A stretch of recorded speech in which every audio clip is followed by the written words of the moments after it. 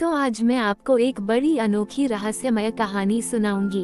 अगर आप चैनल पर नए हैं तो अभी सब्सक्राइब करें। यह मेरा दूसरा नया चैनल है ताकि और भी रहस्यमय कहानी सबसे पहले आप तक पहुंचे। धन्यवाद। तो सुनिए। एक बार आसमान में मेघ नाम का एक बादल रहता था। वह अपनी यात्रा पर था और उसे बहुत दुख होता था। वह देख सकता था कि जब वह बारिश करता था तो खेतों में हरियाली आती थी, लेकिन लोगों के दिलों में खुशी नहीं आती थी। वे अभी भी लालच, गुस्सा और डर से भरे हुए थे। एक दिन एक बूढ़ी हवा ने मेघ से कहा, तुम सिर्फ पानी की बारिश करते हो मेघ, लेकिन अगर तुम सच्ची शांति और खुशी की बारिश करना चाहते हो तो तुम्हें 12 ज्योतिर्लिंगों का बड़ी ही यात्रा करनी होगी। हर ज्योतिर्लिंग तुम्हें सिखाएगा कि एक अलग तरह की बारिश कैसे की जाती है।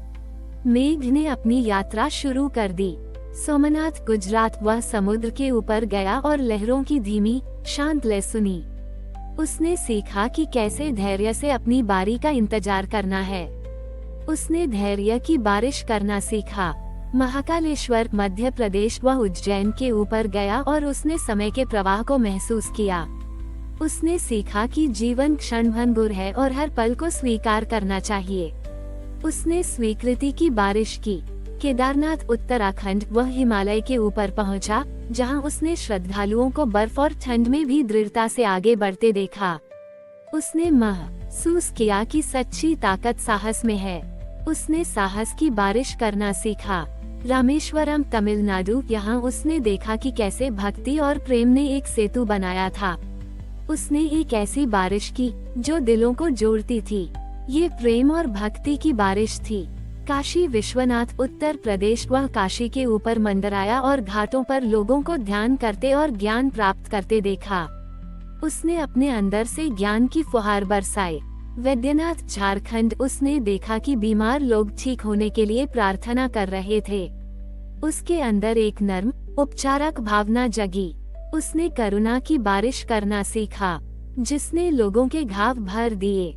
एक एक करके मेघ ने सभी 12 ज्योतिर्लिंगों के ऊपर से गुजरते हुए उनके गुणों को अपने अंदर समा लिया। उसने भीमाशंकर से जीवन की ऊर्जा, मल्लिकार्जुन से समर्पण, त्रयंबकेश्वर से एकता, नागेश्वर से निडरता और घृष्णेश्वर से अटूट विश्वास की बारिश करना सीखा। जब वह अपनी यात्रा पूरी करके वापस लौटा तो वह एक साधारण बादल नहीं था। उसका रंग बदल गया था और वह एक इंद्रधनुषी चमक से भरा हुआ था। वह अपने गांव के ऊपर पहुंचा, जहां लोग सूखे और निराशा से जूझ रहे थे। उसने देखा कि लोग एक दूसरे से लड़ रहे थे और उम्मीद खो चुके थे। मेघ ने अपनी शक्ति का उपयोग किया। उसने सिर्फ पानी नहीं बरसाया, उसने पहले साहस की बारिश की, जिससे लोगों में काम करने की हिम्मत आ गई। फिर उसने करुणा की बारिश की, जिससे लोगों ने एक दूसरे की मदद करना शुरू कर दिया। अंत में उसने प्रेम और एकता की बारिश की, जिससे गांव के लोग एकजुट हो गए। जल्द ही जमीन पर हरियाली वापस आ गई, लेकिन इस बार लोगों के दिलों में भी हरियाली थी। मेघ को एहसास हुआ कि उसकी असली शक्ति पानी बरसाने में नहीं थी, बल्कि आत्मा पर गुणों की बारिश करने में थी। उस दिन से मेघ ने हर बारिश में एक कहानी सुनाई, एक कहानी जो 12 ज्योतिर्लिंगों के गुणों से भरी थी। मेघ ने अपने ज्ञान की बारिश करना जारी रखा। अब वो केवल खेतों को नहीं सींचता था, बल्कि वह मनुष्यों के दिलों को भी सींचता था। उसकी वजह से गांव-गांव में प्रेम और भाईचारा बढ़ता गया। ये बात जल्द ही दूर के शहरों में वैज्ञानिक और विद्वानों तक पहुंची।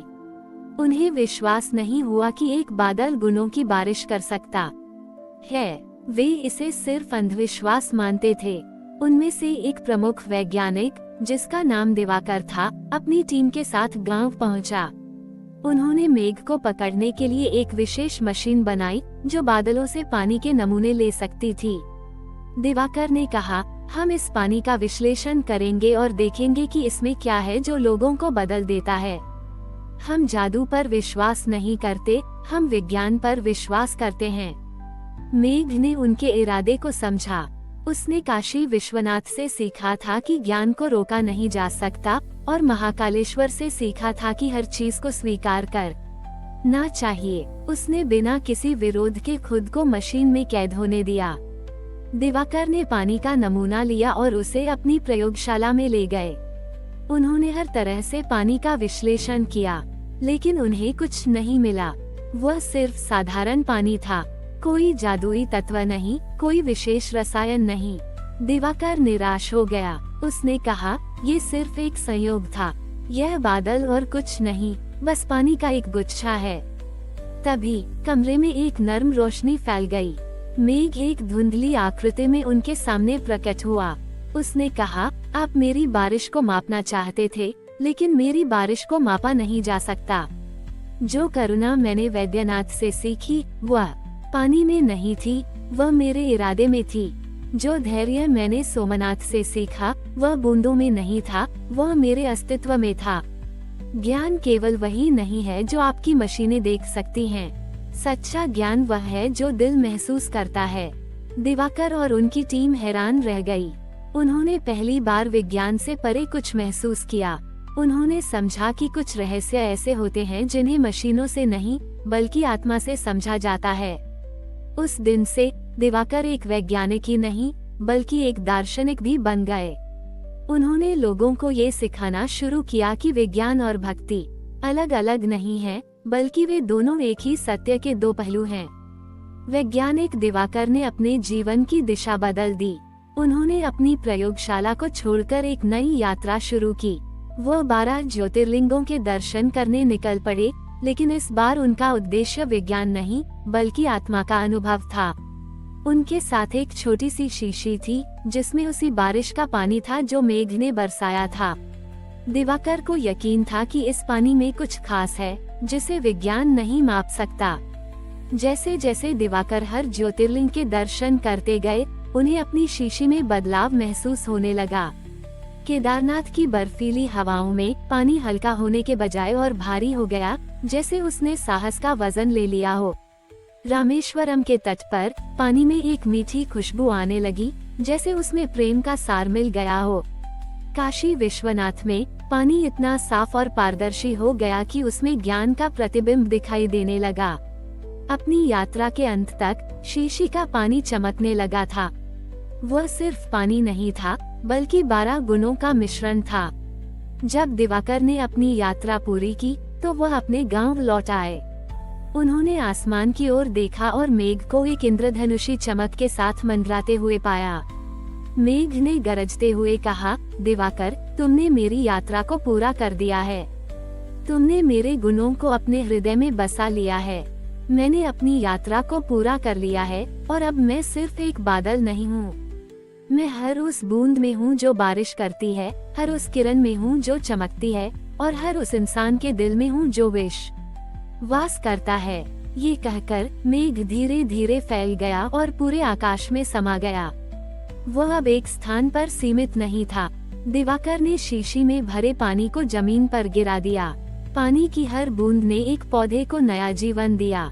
दिवाकर ने अपना शेष जीवन लोगों को ये सिखाने में बिताया कि विज्ञान और अध्यात्म एक दूसरे के दुश्मन नहीं, बल्कि पूरक हैं, और सबसे बड़ा ज्योतिर्लिंग खोजने के लिए आपको दूर जाने की जरूरत नहीं है, क्योंकि वह आपके अपने दिल में बसता है। दिवाकर ने अपना शेष जीवन एक साधारण संत की तरह बिताया।